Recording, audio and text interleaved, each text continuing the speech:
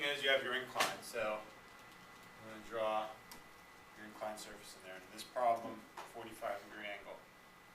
Okay. Now what we want to do is get our free body diagram. So here's the object, and then your first arrow down is gravity, Fg. Right? We know it's mg.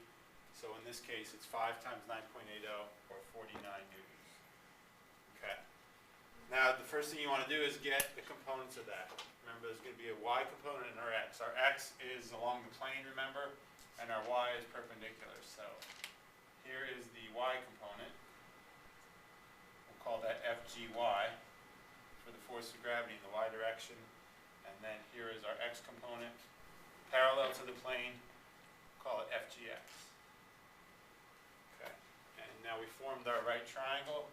Remember that 45 is right there. All right, so now you want to get your sides. Well, it's a 45, 45, 90, so they're all going to be equal. That's not always going to be the case. But to get this side is the adjacent to your angle. So you're going to find that by doing Fg cosine 45. So that's going to be 49 cosine 45 is 34.6 newtons. And then your x is going to be the sine function, so that's going to be 49 sine 45, also 34.6 newtons. So in this example, both x and y are equal. So Fgy is equal to the normal force, just opposite direction.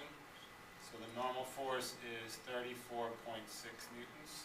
And then this is the force pulling down the plane, also 34.6. So Fgx is 34.6 newtons. Okay. Now in this problem, the wood box is sliding down the incline. So therefore, friction always opposes the direction of motion. So we know that the kinetic friction force is going to be upward. We don't know its magnitude yet, but we can find it by doing the equation for coefficient of kinetic friction. So force of kinetic friction is the coefficient times the normal force. The coefficient is 0.300 and the normal force 34.6. So friction is 10.4 newtons. So that's here at 10.4. Okay, so we see we have an imbalance of forces in the x direction. There's 34.6 to the left, but 10.4 to the right. So we have an acceleration down the plane. Now we'll find the acceleration, and then we'll do kinematics to find how long it takes to slide a certain distance. So Newton's second law for all your forces only in the x direction equals ma. So you're going to have Fgx plus kinetic friction equal to ma. Gx is to the left, so we'll make that negative. Plus friction equals the mass times A. When you solve for A, you get negative 4.85 meters per second squared. And now you could do kinematics and get your time.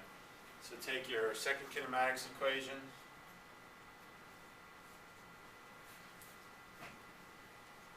Now since the box is sliding to the left, this displacement is going to be negative, so I'm going to put a negative there for delta D, because then I'll get the correct sign. Vi is 0, so that cancels out that term, and we have 1/2 acceleration time squared. And then your time